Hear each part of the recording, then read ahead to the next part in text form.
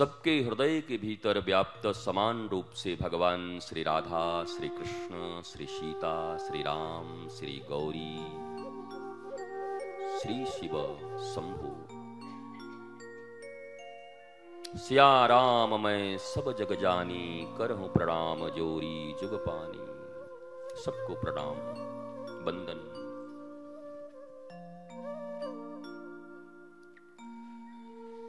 जीव के अनंत जन्मों का कृपाफल जब प्रारब्ध के रूप में उसके ऊपर वर्षित होता है,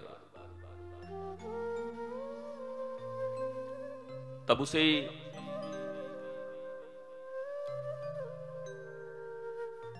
भगवान की दिव्य कथा, सत्संग और गुरु के मुखाम्भोज से बह रहे कल कल कल्लोल वंतनी भागवत की भागीरथी धारा का मज्जन पान स्नान करने का अवसर प्राप्त होता है। जिस जीव के हृदय में भगवत कथा के प्रति जितना महत्व होता है, भगवान उनके जीवन में उतने ही महत्वपूर्ण होकर प्रकट होते हैं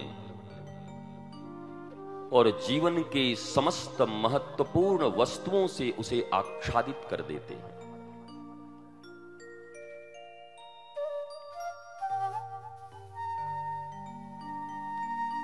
इसलिए प्राचीन ऋषियों महर्षियों ने समस्त शास्त्रों के पूर्व शास्त्र के महात्मा की कथा को अनिवार्य बना दिया। जिस शास्त्र के जिस कथा का परिवेशन व्यासपीठ से किया जाता है, पहले उसके महत्व को बताया जाता है। कहीं उसके महत्व से चूक कर कोई व्यक्ति, कोई मनुष्य जो अत्यंत ही निडी हो, जरूरतमंद हो, आवश्यकताओं से गिरा हुआ हो, उसके महत्व को न सुनकर न समझकर कहीं इस विराट से चूक न जाए, कहीं समाधान से चूक न जाए। इसलिए जीवन का एक सीधा सिद्धांत है,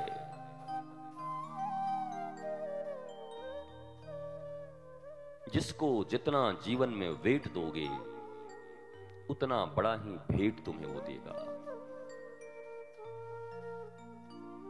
जिनके लिए ये कथा प्राणों से भी बढ़कर है,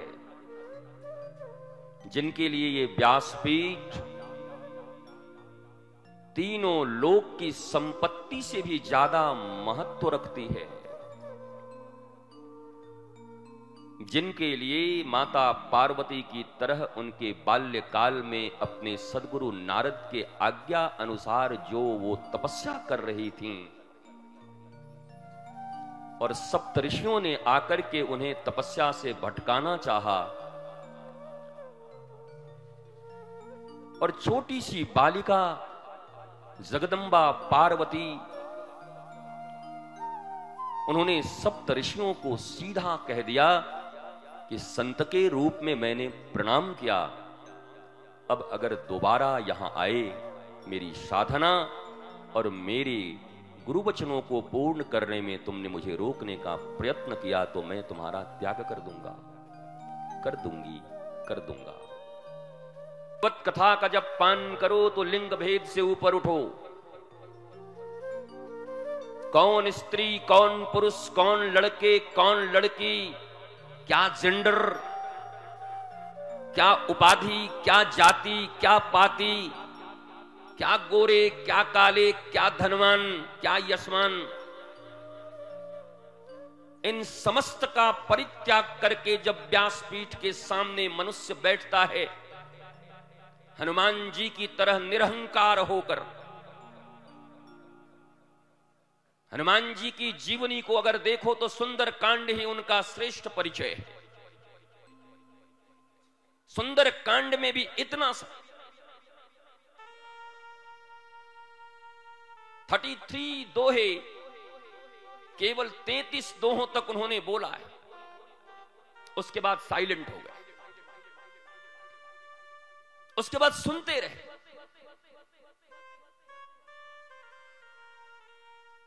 भगवती सीता रूपी शांति की खोज केवल हनुमान को ही नहीं है, हमारे तुम्हारे जैसे इस पृथ्वी पर आए प्रत्येक जीव की ये खोज है।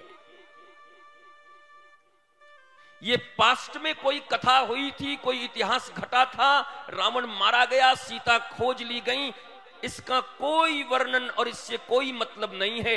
अभी भी तुम्हारी शांति रूपी भक्ति रूपी सीता खोई हुई है।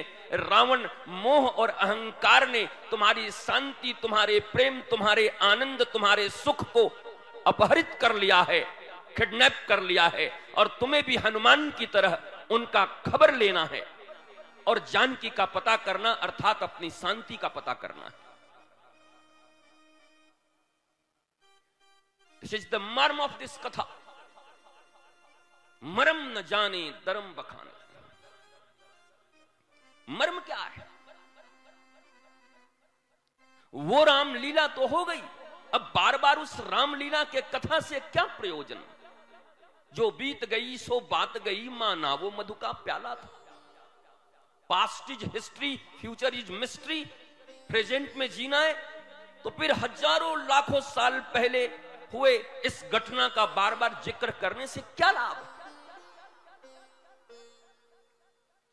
क्यों वर्तमान युग में जब मनुष्य के पास क्षण भर का भी समय नहीं है, अपने विकास से वंचित है, अपनी शांति से वंचित है, अपने प्रेम से वंचित है, विश्व विस्फोट के एक कगार पर आकर खड़ा है।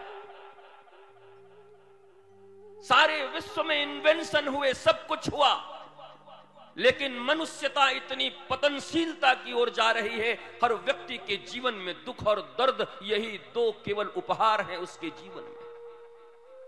जिससे पूछो उसके जीवन में दुख है, जिससे पूछो उसके जीवन में दर्द है। ये उपहार है इस कली काल का।